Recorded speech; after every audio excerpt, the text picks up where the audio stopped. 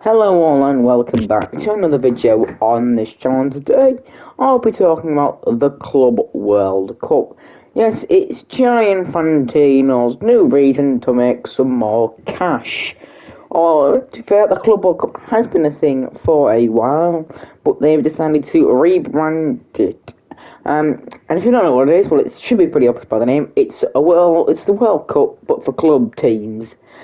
Yeah, 32 teams, 4 groups, 8 groups of 4, and yeah.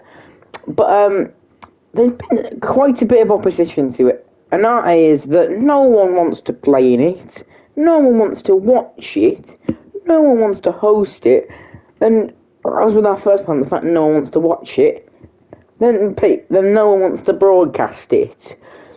And FIFA are doing something that what they're trying to do is make teams use their strongest squads, which no one wants to do. For example, if Man City were to reach the final of the Club World Cup and all of those competitions they play, in which, they're Man City, they probably will, that they will be looking at 75 games in a season.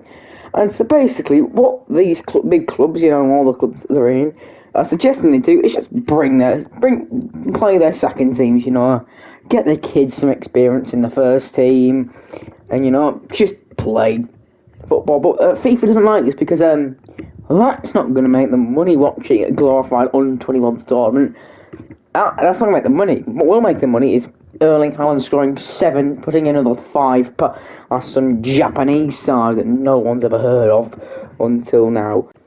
Another problem, no one wants to watch this because, well, basically, we already have this bit. I hate to be person, but it will always be these big European sides getting to the final because in Europe we have the most money and we can spend all because we get the highest TV deals and all that.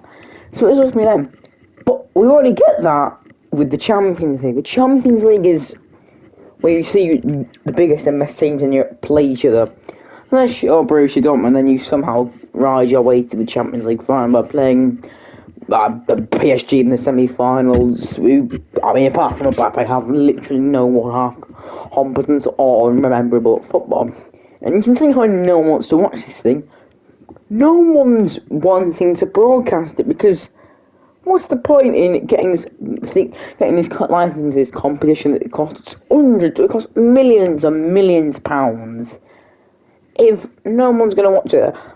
A good example, this might be randomly off topic, but we have done on the channel, I can't remember his name, but the bloke who isn't the host upon it, but always answers the quiz, behind the quiz questions and all that, he runs a podcast, which is one of those ones that's always is the rest of under that category. There's definitely some companies falling on, like the rest of politics, the rest is football. That one told by Gary Neville, not Gary Neville, Gary Lineker, Alan Shearer, and Michael Richards, but all those ones, and it's called the rest is entertainment.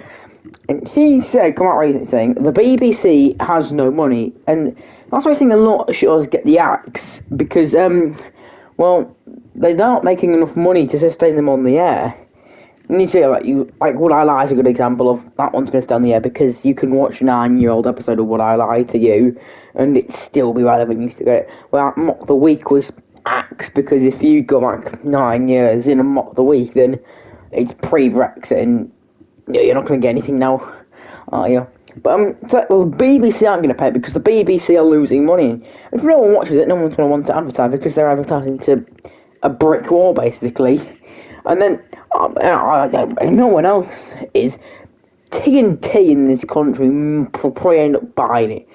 If someone does buy it in this country, in the UK, it'll probably be TNT because they want to get one over on Sky, and they also broadcasted the Club World Cup last time. And our fourth reason, no one's hosting. For 2025, they have a host, which is the United States, because that is where the World Cup is taking place in 2026. I know someone's going to say, actually, Canada and Mexico are also hosting it. But, yes, they technically host it, but they may as well not do. There's one stadium in Canada and 2 in Mexico. And they're only really doing that just so they can lock the Azteca in, because, the Azteca is this big, iconic stadium. as they kind of feel the need to have that in a World Cup in North America. So they've got that sorted for 2025. But what happens after like 2029?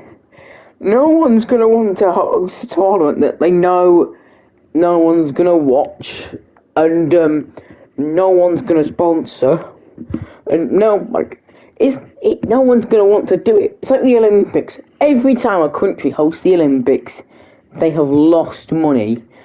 Not like to hold an Olympics, you need nowadays. It's like you need the facilities to host it. Like the Olympics for this year, the bidding process, there was 2 nations in it. France were aiming to host in Paris, which they did, and America, which are hosting it in Los Angeles. And Los Angeles were given the 2028 Olympics off the bat that, because they lost this year, no one wanted to bid for the next one. So they were like, alright, you lost this time, but you can have the next one because no one's wanting to bid it. I think for 2030, and for 2032 they've got one, Brisbane in Australia, but for 2036 they've got none. I think Indonesia have bid. Like if you've gone on the Wikipedia page, there was one nation who's bid, and it's Indonesia. I mean, Germany would have bidded, but if you Google Germany Olympics 36, you get you don't get on the most positive rabbit hole. You get angry man with mustache who did salute and didn't like Jewish people. And I'll say that because I'd quite like not to be blown off this platform. So they can't rehost it. So they're bidding for 2040. But I'm pretty sure we're bidding for 2030, 2040, not 2030, 2040 here in the UK. So yeah, no one's gonna host these competitions because they know they're gonna lose money on them. So what is the point? So then, why did FIFA do this? Well, simple answer is they'll make money because they're FIFA, and you'll get these people who, sometimes really, there will be another country, i.e. Saudi Arabia, who have more money, who just will throw enough money at the wall so everyone forgets how they're a bunch of murderous bunch of tyrants who can't accept people for who they are. And it's about the fact it's 2024. So they'll host it, and FIFA will get that money because, it's because, FIFA likes money.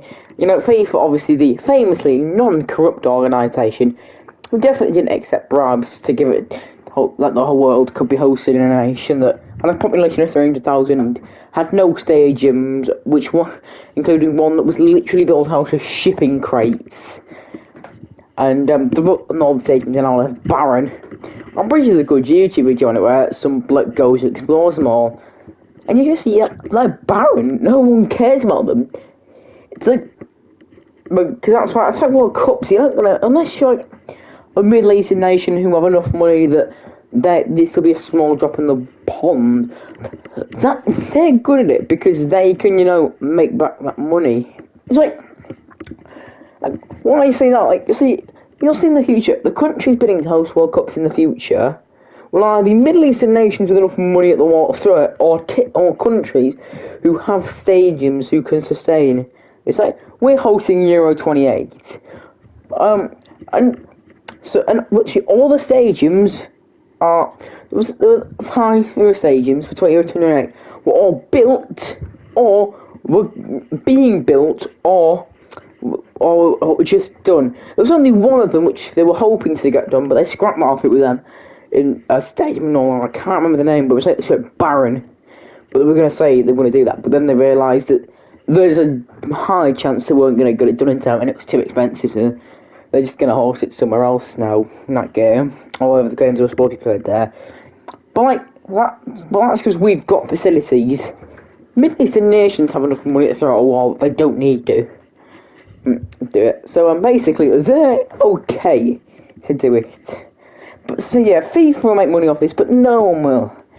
And I know, if you have never heard this before, well, you must be living under it, but FIFA doesn't give 2 shits if people like this or not. They care about if they can make £5 off this, because FIFA sees money and they don't see, is anyone actually going to watch this?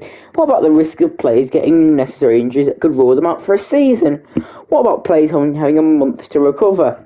Oh no one gives a crap about that. Because we make a few quid off it. I know what? Another Middle Eastern nation who physically, if we host the World Cup in the smoke, the players will have heat stroke and die.